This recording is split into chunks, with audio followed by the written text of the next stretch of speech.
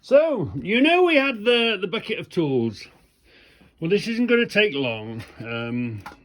Obviously, there's 110 different ways of doing it. So I'm going to do it Reggie way. And all I'm going to do today is turn these two ugly little ducklings into beautiful swans with not a lot of time, just a bit of effort. Now, you know, you've got to be you've got to make money whenever you can. Now, obviously these won't be sold, these will be kept, but for a hint, for if you find these in your garages and give them to a good home, or otherwise don't throw them away because they're good for a car boot. I'm going to make these into what is worth nothing in a car boot to something that's worth a little more in the car boot with very little sort of effort. But I thought I would these are two fantastic candidates just for me to show you the point where everything is beautiful under the skin.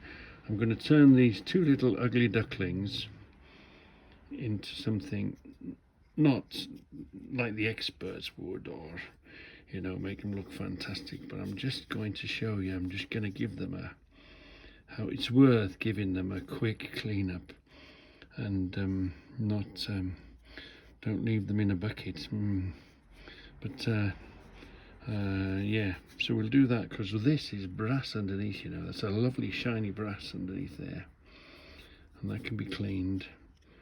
And this can be cleaned with not a lot of aggravation. And this is a little brass tip on there, and there's a little brass shiny tip on there. So we're basically going to clean it up, take the filth off the wood, and I'll be doing it the worst way you can do it. Do you know what I mean? I won't be using any expertise at all. It'll be Reggie's butchery that'll be on this, and then we'll put a bit of wax on it, furniture wax, and it'll come back lovely, providing I don't snap the end of the screws off and we have to drill them out and go down a rabbit hole. Which is quite possible. Which is quite possible. Now, there's nothing I can do wrong here. Clean this all up. We're not going to affect the squareness. It's still going to be a square. This is nice shiny brass down here. Look, that's going to come up lovely. These bits are nice shiny brass. This is lovely, nice big square. So that's today's little, and it won't take very long. Well, there's not enough. Okay, it'll clean up, and it won't be shiny like new. But if you want to just check a corner out, it's still worthy to check a corner out with. So let's crack on today, and let's try and convert these ugly ducklings into beautiful swans. So this is happening even faster than I thought was possible. All I'm using is a polishing wheel and an abrasive, soft abrasive wheel here. No, where are we? I've started already. So all I'm going to do is literally polish this up. I thought I might have to get some wet and dry and rub it. I was going to sand it a little bit, but I don't think I'm going to sand it. I think I'm just going to polish the dirt off. But can you see how the brass is going to come up? And I'm going to polish it there and there. And that's about it. I'm just going to hit it with the machine. This has already come fairly clean on the polisher, but it's not quite abrasive enough, so I'm going to touch it on that wheel on the end. It's softer than a wire brush. The only thing that's happening you've got to watch out for, now I thought every machine turned this way, all spraying stuff. I've already had a face full of damn stuff. For some reason this thing, I don't know if it's running backwards, I've wired it up wrong, I don't know, but this is running this way. So you've really got to watch your face and your eyes. Really, you need a full mask with it, but I'm just going to put some glasses on and we'll see this live and at the scene convert now. Let me put the glasses on. and let's see how we get on.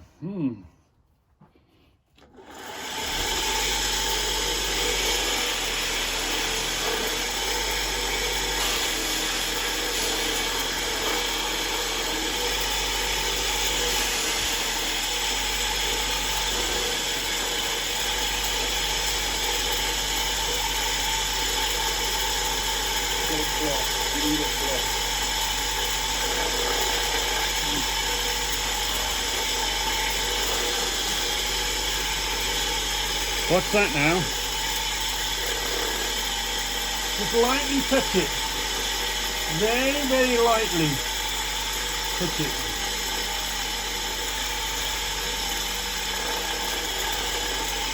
Can you see? You see already.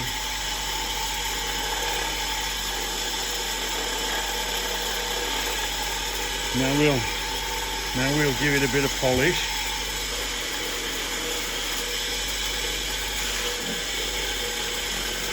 The edge is softer. I'm just barely touching anything. Well, let's give it a bit of a wipe. Wow, look at that.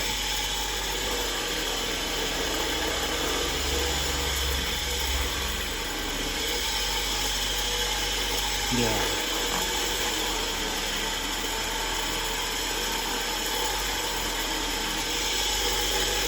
That's coming up, that's quite, that's coming up nicely already, isn't it?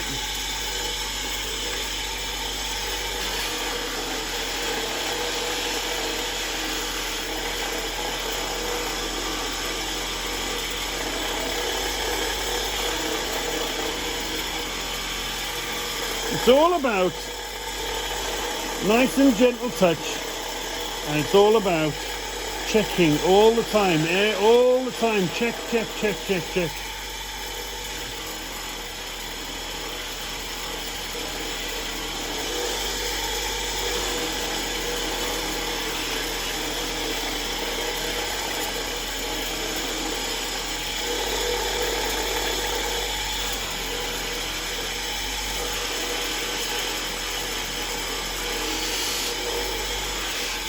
You want to see this next, don't you? See that coming lovely. Look at the shine on it already. I'm just polishing the dirt away.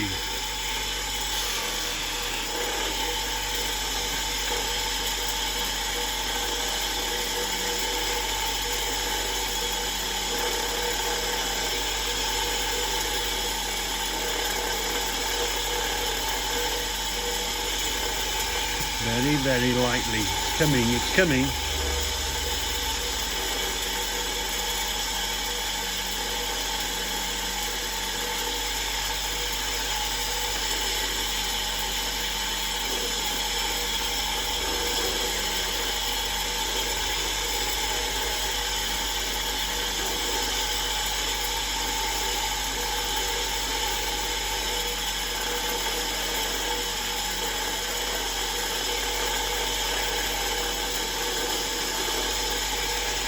So we found a warranted correct, haven't we?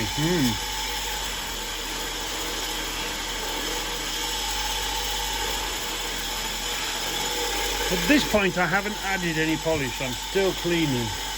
And look at that, without polish.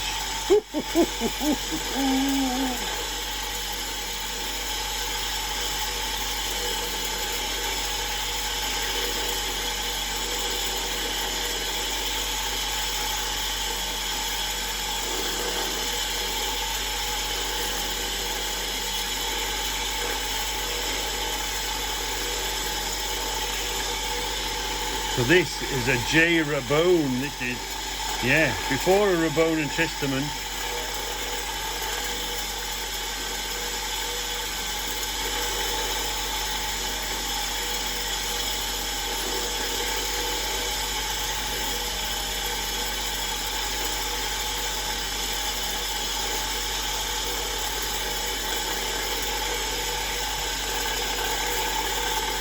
So I know you perfectionists would like to unscrew these screws and would like to get a little cleaner and clean this up, but I'm not going to do that because this is good enough for, fine for me. I don't want to bring it into showroom condition.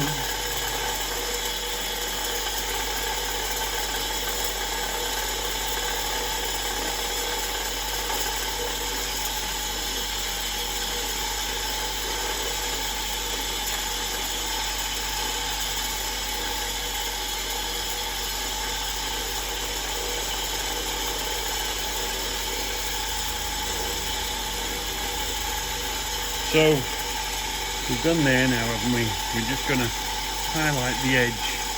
You can't see the edge there, can you?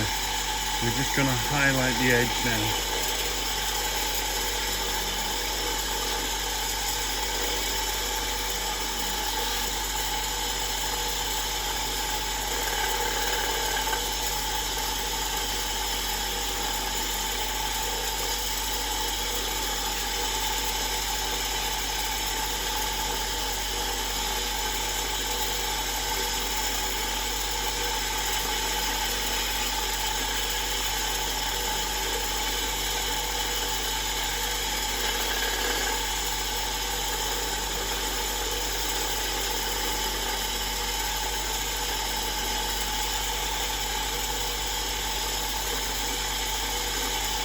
So we finished that now. Look at this, with the edge showing. Look, the edge showing here. A little bit there maybe.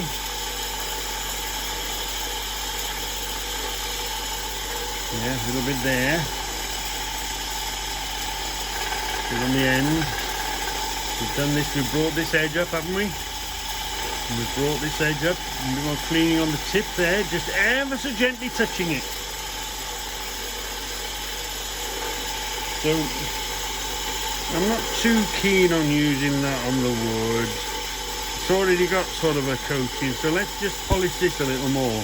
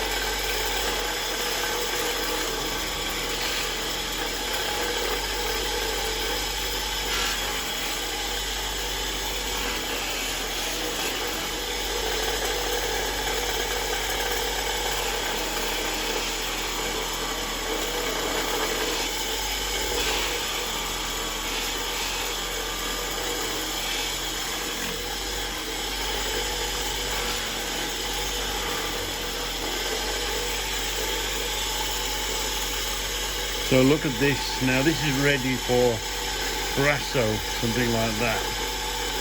But what was... What do you want us to Alexa, stop! Now what was an ugly duckling, we've not only found its name, J. Rabone, look, and Son, Birmingham, made in England. We already know that it's before Rabone and Chesterman, so we know how it's a bit older. We've highlighted the edge, brought that to, and we've found the tips here, look. We've done the tip. So what was an ugly duckling in the bottom of a bucket has now become on its way to being a beautiful collector's. They're highly collectible. You know, you've seen the levels. Would you go to take that out? Would you want to take that out? And would you? I might clean that with a Q-tip, just sort of make it look. It needs a bit of a. I wonder, where's that? Where's that pot of brushes? Where was that? Do you remember? We got a pot of brushes out, didn't we? Didn't we get these brushes? Look at this going all in there. Oh, that's bringing it up. You could do the same with that now, look, couldn't you? Let's give that a bit of a tally-ho. We didn't have these brushes, and now we've got them. Look. Oh, look at that. It's able to go through the gap there. Wow. Oh, that's pretty darn good, isn't it? Pretty darn good. I know a lot of people would do a hell of a lot better, and I'm not trying to say that. I'm just converting an ugly duckling, what was an ugly duckling, into a potentially beautiful, fantastic collector's swan. And this will go in my collection, because as you know, I collect Rabone and Chesterman, and we'll go and find this in the book, and we'll see how much they wanted for it, how long ago. We'll measure that. So Reggie, live and at the scene. That's brass, that needs polishing. Let's just polish that.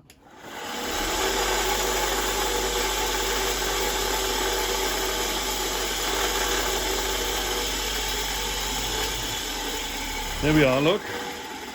A Reggie. Oh, burnt the wood a bit there. And a bit too much. Reggie. A coat of wax would bring that up, make it shiny.